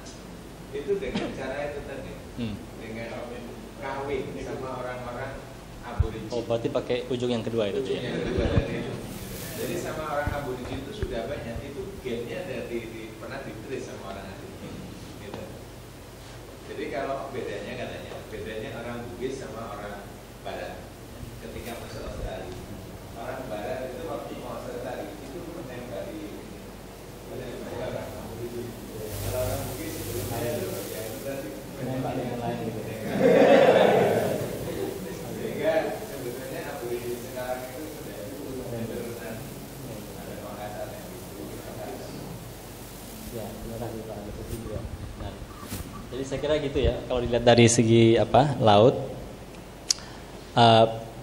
saya nggak tahu nih, perlu Laut Cina Selatan karena ada pakarnya di sini. Nanti mungkin ini kita bisa balik lagi kalau mau diskusi. Tapi saya mau singkatkan yang di Laut Cina Selatan bagaimana kita atau saya memahaminya. Laut Cina Selatan ini kan tiap hari ada di koran. Pokoknya messy situation gitu. Saya akan coba ceritakan bagaimana kompleksitasnya di sana lewat cerita tadi gitu ya, peta. Kan daratannya begini. Kalau kita mikir daratan ya udah gampang, nggak ada masalah gitu ya. Laut damai segala macam. Mulailah kemudian ada klaim kan gitu. Sebelumnya kan ada pulau-pulau kecil ini yang ternyata tak bertuan, tapi diklaim oleh banyak negara. Indonesia bukan salah satu yang mengklaim daratan itu. Not a claimant state kita sebutnya. Nah, ingat tadi baseline ya. Masing-masing punya baseline segala macam. Ada 2 negara kepulauan di daerah sana, yaitu Indonesia dengan Filipina. Persis seperti, jadi dia boleh melingkupi itu. Yang lainnya pakai garis pangkal lurus istilahnya. Jadi itu perairan pedalaman. Jadi kan warnanya beda ini. Ini memang berbeda. Ini namanya perairan kepulauan, sama seperti ini. Ini perairan pedalaman. Itu hak dan kewajibannya menjadi beda gitu. Jadi lebih kuat yang ini. Ini seperti daratan lah ibaratnya. Nah dari situ baru klaim 12 mil kan gitu kan. Setelah 12 mil, 12 mil itu termasuk pulau ini juga. Ini kan pulau-pulau kecil. Pulau-pulau kecil kan tetap aja berhak, walaupun siapa yang punya kita belum tahu, tapi dia tetap harus diberi hak gitu. Seandainya kita yang punya ya kita yang dapat lautnya kan, kira-kira gitu. Nah, itu 200-nya. Lalu ini, maaf. Kalau tadi masih ingat, ini adalah garis batas yang sudah disepakati Indonesia Malaysia, Indonesia Vietnam. Tapi ini garis batas dasar laut saja. Kan tadi kita sudah lihat itu ya. Nah, Nah ini Cina sama Vietnam. Sorry, ya Cina Vietnam. Lalu pertama kali muncul peta dari Cina, itu membuat peta dia tahun 47. Pokoknya dia bilang ini garis yang hijau ya, bukan yang merah ya. Hijau ini ada 11 garis. Pokoknya semua yang ada di dalam garis itu Cina. Jadi entah gimana ceritanya, dia katanya mendasarkan kepada historical consideration gitu. Pokoknya menurut sejarah itu punya kami lah, kira-kira gitu. Itu tahun 47 sudah. 11 garis. Tapi garisnya putus-putus, makanya disebut dengan dotted line atau dust line. Kemudian sejak tahun 53 diubah menjadi 9. Nah, 9 ini menariknya, tadi saya diskusi ini di presentasi tadi. 9 ini menariknya itu tidak sama dengan 11 dulu. Tapi seperti membuat baru lah gitu. Sejak tahun 53, makanya yang lebih terkenal adalah 9 dust line. Muncul tahun 53. Even sampai hari ini. Tapi menariknya, Pak Agus, Januari lalu dia bikin satu lagi, ditambah malah, bikin satu lagi, satu peta menjadi 10. Jadi yang ini tadinya nggak ada nih. Jadi seakan-akan dia menegaskan lagi bahwa Taiwan itu punya saya gitu kira-kira. Kalau Taiwan kan memang contested dari dulu ya. Dan itu mengacaukan dunia tentu saja kan. Tapi kan beda, Cina yang sekarang dengan Cina tahun 47 kan adalah Cina yang berbeda gitu ya. Orang jadi benar-benar gemetar gitu kalau dia melakukan sesuatu. Makanya menjadi sangat ini. Nah, yang cukup berani itu Filipina, misalnya membawa dia ke arbitrase segala macam ya. Nah, selanjutnya Filipina menariknya ini, sebelum ada UNCLOS, kalau UNCLOS kan jelas dari garis pangkal, klaim 12, kan gitu kan. Sebelum ada UNCLOS, sebelum ada yang lain, konstitusinya si Filipina ketika dia dapat dari Spanyol Treaty dari Amerika itu dikatakan ada kotak. Jadi Filipina itu wilayahnya kotak seperti itu gitu. Mungkin dulu maksudnya bukan lautnya, tapi pulau-pulau di dalam kotak itu kan. Kalau zaman tahun 1891 kalau nggak salah, itu kan mungkin 1889 kalau nggak salah, pulaunya gitu. Jadi bayangkan kalau hal seperti itu ada di konstitusi. Siapapun jadi presidennya, kalau ditanya Bapak sebagai kandidat presiden, apakah Bapak akan mempertahankan itu sampai mati? Pasti gitu kan. Dan itu menyulitkan sekali gitu negosiasi dengan negara lain. Makanya Pak Hasim selalu bilang, kalau kita punya klaim, jangan buru-buru masukkan konstitusi, nanti susah negosiasinya gitu kan. Tapi kita lakukan itu juga. Tapi nanti ada cerita lain. Nah, artinya itu oleh Filipina. Tapi the good news is Filipina sudah ngedrop klaim ini. Dia sudah comply dengan jadi yang ini, UNCLOS. Jadi saya ingin menggambarkan betapa kompleksnya dulu gitu ya, sebelum sekarang lebih kompleks lagi. Nah, itu adalah klaimnya Filipina tuh, dikotakin sama dia, semua pulau di dalam kotak itu milik saya. Kalayaan Island Group kalau bagi dia istilahnya. Bagi orang lain itu istilahnya Spratly Islands kan itu. Nah, Malaysia, ingat tadi yang tahun 78, ingat yang 79 di sini tadi, itu garisnya nyambung ke sini. Makanya kemudian yang di Brunei sini rupanya dia berdasarkan klaim yang 79 itu gitu.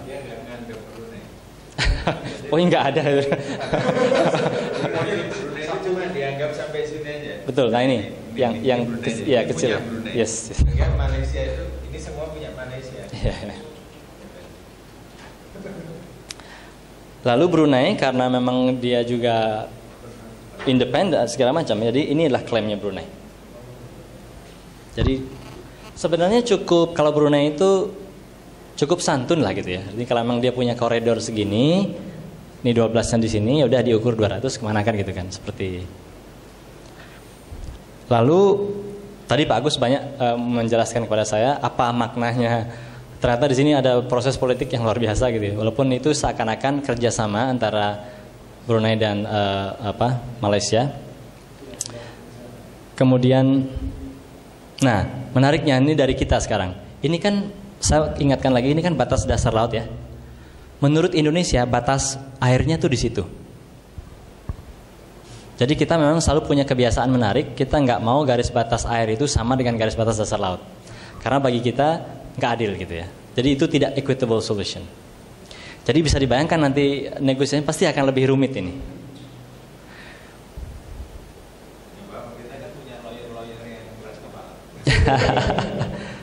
Ini Singapura, kalau pernah dengar kasus Pedra Branca, ada pulau yang disengketakan 30 tahun dengan Malaysia, sekarang dimenangkan oleh Singapura. Bayangkan kalau nanti dari situ, kalau pulau kan berhak atas 12, 24 dan seterusnya, dia mungkin akan mengarah ke situ juga tuh, bisa mengklaim. Jadi Singapura tiba-tiba menjadi claimant atau menjadi bagian dari drama di Laut Cina Selatan. Tapi saya tidak sampaikan itu tadi karena nanti pasti serem orang-orang lihatnya, karena ada banyak Malaysia. Nah, itu Pak Agus, join something seismic undertaking. Jadi proses pengukuran seismik oleh ini. Joint Marine Seismic Undertaking, yes. Tapi ternyata tadi kan maunya dikelola bersama, walaupun oke lah kita kesampingkan dulu klaim masing-masing. Semua memang mengklaim, tapi daripada terabaikan tidak ada yang mengelola, mending kita lupakan klaim dulu, tapi kita kelola bersama lah, hasilnya kita bagi. Tapi ternyata nggak jalan juga, karena kan sensitif sekali kan. Vietnam sama agresifnya dengan Cina. Dia tiba-tiba pokoknya mengeluarkan peta, ini konsesi blok saya berikan kepada, dia bidding gitu, dibuka di panggung internasional. Pernah terjadi kabel cutting di situ. Jadi Cina memotong kabel perahunya Vietnam, kalau salah. Jadi menurut Vietnam itu di dalam kawasan dia kan, karena itu konsesinya dia. Tapi menurut Cina, kenapa dia berani motong? Karena ternyata Cina punya juga konsesi. Jadi ya Laut Sulawesi tadi sudah agak serem, ini lebih serem lagi. Intinya semua negara itu mengklaim, kemudian itu kan semua dalam rangka menguatkan klaim sebenarnya. Saya klaim ini lalu saya umumkan kepada dunia internasional untuk dibidding, kan seakan-akan itu milik gitu. Dia tahu sebenarnya itu nggak akan ada yang mau bidding, dalam arti kecuali tadi ada proses-proses nekat gitu ya, dengan ini kan Sinop yang Cina itu. Nah, Extended Continental Shelf tadi Pak Agus sempat mengatakan sedikit untuk Brunei juga. Tadi kan saya sampaikan di luar 200 boleh mengklaim lebih dari itu kan. Nah, ini dianggap oleh Vietnam dan Malaysia adalah bagian dari landas kontinen dia, sehingga ini sudah diajukan ke mahkamah PBB. Jadi oke. Saya nanti mungkin bisa dicek itu kayaknya. Ya. Jadi intinya saya ingin ceritakan itulah kondisi terkini, at least betapa kompleksnya itu. Semua mengklaim mengklaim siapa mengklaim apa gitu ya. Tapi konsentrasi kita kan sebenarnya di sini. Kalau Indonesia mungkin nggak sampai ke atas. Makanya sekarang kalau kita lihat seperti ini situasinya, kita kan punya titik garis itu yang sudah disepakati kan. Lalu garis Cina ini kan garis putus-putus tadi saya sampaikan. Nah tadi saya ada debat juga di forum tadi. Saya punya ide, kita kan nggak akan tahu sampai di mana Cina itu mengklaim sebelum kita sambungkan garis itu kan. Nah saya punya, karena saya orang teknis, saya bilang saya interpolasi lah. Nah kalau orang teknis cepet kayak gitu. Artinya jadi dengan formula matematika tertentu, walaupun debatable ya, artinya tergantung seberapa pangkat berapa kan gitu persamaannya. Tapi mencoba mendekati apa yang ingin China claim. Karena menurut saya ya tetap saja dia bisa bantah saya, karena maksud saya nggak begitu. Ini maksudnya ada goyangan ke sini kok gitu. Misalnya kan they can say that, karena secara hukum apapun bisa terjadi. Tapi at least harus ada orang yang berani, menurut saya, mencoba dengan argumentasi tertentu gitu. Nah dengan argumen ini kan menurut saya argumentasi yang konservatif lah ya, paling secara teknis mendekati. Sehingga kan jadinya begitu. Jadi kalau Indonesia tetap bilang kita nggak ada masalah sama Cina, analisis saya ini kemudian membantah itu gitu. Tapi saya tidak dalam rangka mengompori agar Indonesia menjadi bermasalah dengan Cina gitu. Artinya tidak, menurut saya ada potensi paling tidak. Lalu, nah apalagi begini, ini kan sekarang posisi kita kan untuk air ya sekarang. Jadi begitu. Dan kalau dengan ini saya punya hitung-hitungannya, walaupun lagi-lagi orang tetap bisa question gitu, ketelitiannya segala macam kan. Tapi signifikan menurut saya ini. Karena kan syarat untuk melakukan delimitasi kita ada overlapping claim kan. Kalau ini berarti memang kita perlu bikin batas berarti dengan Cina gitu kan. Walaupun tetap ada debat di sana misalnya apa? Cina nggak pernah protes garis kita yang biru ini dengan Malaysia maupun Vietnam, yang artinya dia nggak ada masalah gitu misalnya kan. Gini, dulu dijawab ya. Yang Cina buat itu garis keputusan. Siap. Dasarnya apa itu? Dia glosman 200. Ini apa itu? Kita setuju aja. Kan kita bisa nanya itu juga kan. Ya. Ini nama lautnya apa? Jadi gini, makanya Filipina kemudian ngasih nama lain, West Philippine dia bilang. Terus tadi ada guyon, gimana kalau kita namanya ASEAN Sea aja lah. Kan gabung nih 10 negara gitu. ASEAN. Terima kasih Mas Asep. Jadi intinya, kalau kita bicara kedaulatan pulau, itu kan murni berdasarkan klaim tadi. Jadi saya telah kunjungi pulau itu, nenek moyang saya kan begitu kan kira-kira. Jadi karena memang tidak berdasarkan jarak kalau kita bicara pulau ya. Buktinya misalnya Christmas Island dekat dengan Jawa milik Australia, Hawaii milik US. Tapi when it comes to maritime, betul. Pertanyaan adalah apakah garis yang kamu maksud ini memang mengklaim maritim dan semua pulau di dalamnya, atau yang kamu maksud adalah pulaunya saja tapi karena zaman dulu pokoknya kabeh gitu ya, semua di sini kan gitu. Tapi sekarang kan namanya lawyer ingin untung segala macam, dia interpretasinya adalah semua. Nah, makanya menjadi penting pertanyaan tadi, dasarnya apa? Jawabannya hanya satu, historical. Karena memang di UNCLOS itu mengatakan batas segala macam itu akan terabaikan tadi aturan-aturan tadi jarak itu kalau bisa membuktikan ada komponen sejarah di situ. Kalau secara historis bisa dibuktikan itu memang milik kamu gitu. Jadi exactly. Kalau mau ke UNCLOS tadi ya sudah enggak. Yes. Yes. Di pulau-pulau itu. Tapi kalau masalah lautnya, kalau dia kan juga penanda tangan UNCLOS. Kalau dia kembali ke sana, dia harusnya ya sudah nanti begitu pulau itu dianggap milik dia, dari sanalah dia baru ngukur kan 12. Bukan kan gitu. Tapi lagi-lagi Cina silent untuk masalah itu. Dia tidak pernah declare maksudnya apa garis ini, tidak pernah deklarasikan juga koordinatnya berapa. Nah, yang saya lakukan kemarin sebenarnya interpolasi, Pak Agus. Dari salah satu peta yang dia submit ke UN, saya interpolasikan koordinatnya gitu ya. Tujuannya dia putus apa tujuannya? Nah, jadi rupanya dia tahu nih akan ada debat seperti ini. Jadi pokoknya sampai 100 tahun nih orang nggak jelas gitu. Sampai dia menguasai dunia baru dia kemudian lakukan sesuatu gitu. Nah, terus tadi dari pulau-pulau ini, siapapun lah yang punya pulau ini, dia kan tetap berhak diberi ruang kan. Artinya kemungkinan besar batasnya antara ini, siapapun nanti jadi pemiliknya, dengan Vietnam, dengan Indonesia kan garis tengahnya ini. Kira-kira lah approximate gitu. Artinya ada potensi lagi di situ, overlapping. Masalah pertanyaan selanjutnya, terus mau diapakan kan gitu. Artinya kalau saya secara teknis saja menjawabnya ya sudah, karena ada overlapping claim, ya kita delimitasi pakai garis tengah atau kan gitu kan. Tapi intinya untuk melakukan penyelesaian persoalan kan harus ada persoalannya dulu. Apakah antara dua pihak ini mengakui klaim masing-masing? Kalau tidak mengakui berarti tidak ada persoalan gitu. Saya presentasikan ini di Jakarta, di depan saya nggak tahu waktu itu, nggak begitu sadar audiensnya siapa. Ternyata audiensnya adalah perwakilan dari negara-negara sahabat. Yang pertama kali berdiri itu kedutaan Cina. Ada Pak Hasim sebelah kiri saya gitu.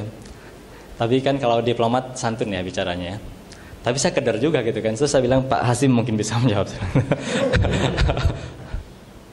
Tapi bagi saya bilang saya orang teknis. I'm a geospatial person. Cara saya melihat masalah adalah dengan posisi, lokasi. Itu senjata saya gitu. Paling tidak kan begitu kan. Orang bilang ada tidak ada, buktinya secara analisis geospasial ada untuk posisi. Walaupun tetap orang bisa question seberapa teliti, seberapa akurat gitu. Saya memang tidak memaksakan akurasi di sini, tapi at least menurut pendekatan yang paling konservatif lah, itu ada kemungkinan.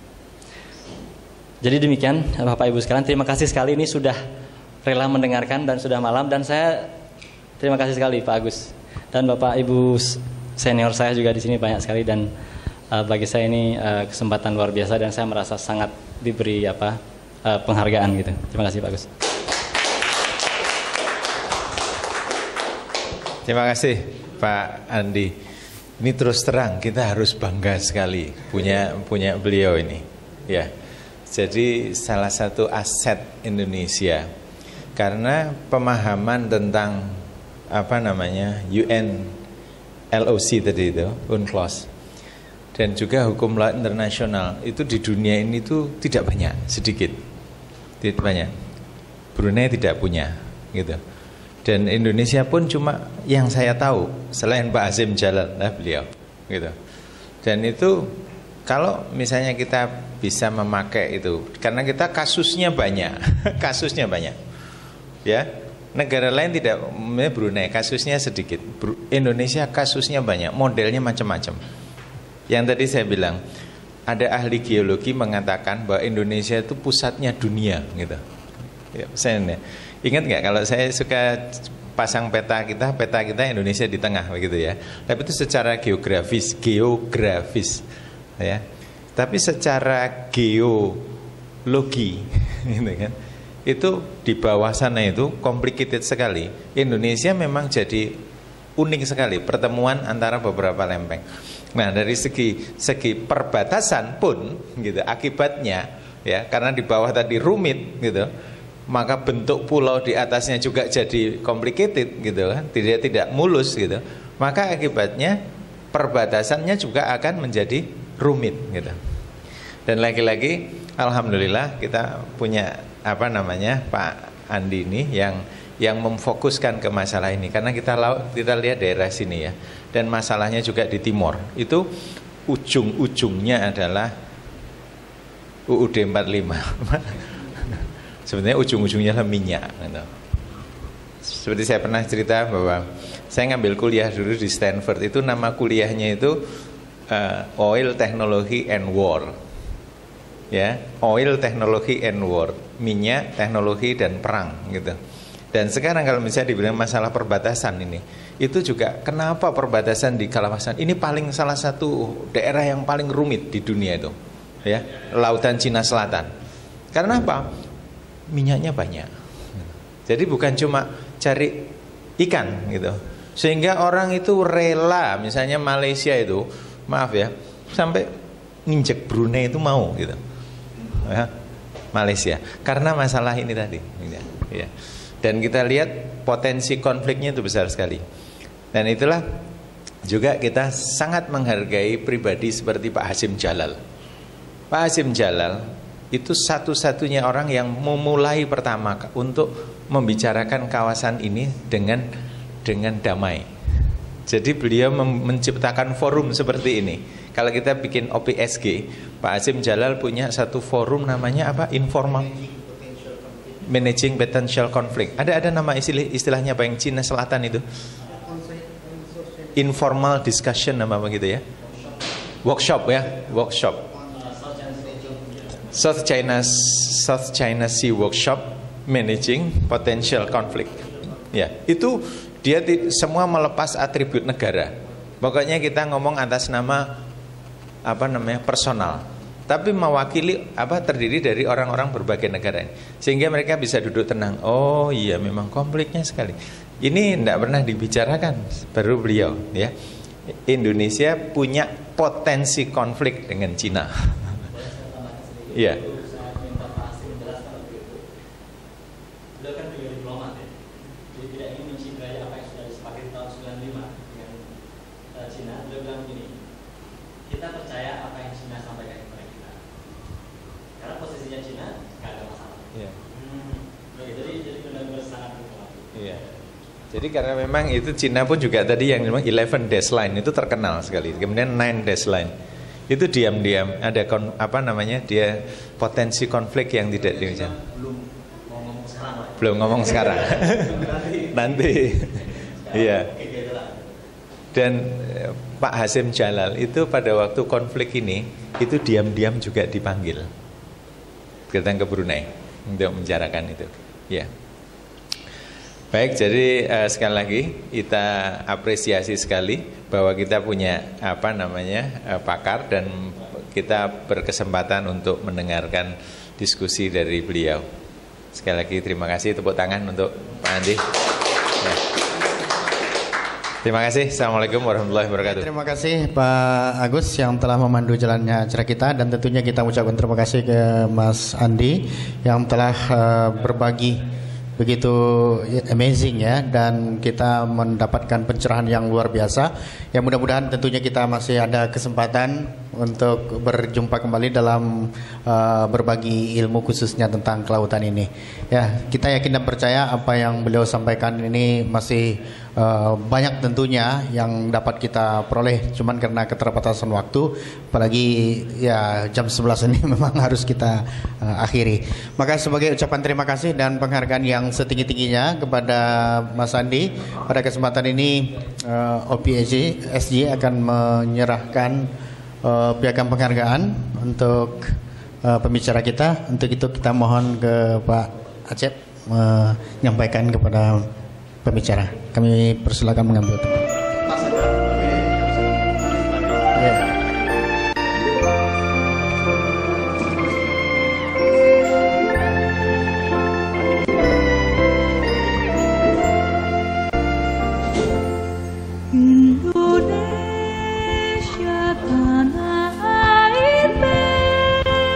Oke.